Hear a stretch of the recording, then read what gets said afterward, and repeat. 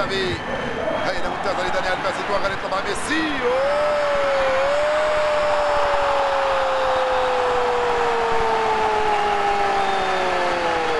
يا سلام على ميسي ويا سلام على البراعه الفنيه العاليه ويا سلام على الروعه في تسجيل الاهداف امام الحارس.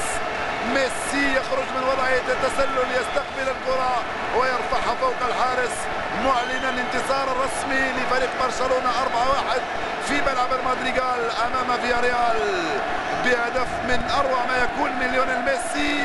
وهذا التوغل خرج من وضعيه التسلل استقبل الكره محاصر من لاعب امام الحارس يخرج له يرفعها فوق راسه. الا ميسي اللي يقدر يعمل اشياء مثل هذه ولا واحد يقدر يعمل اشياء مثل التي يفعلها ليونيل ميسي اليوم.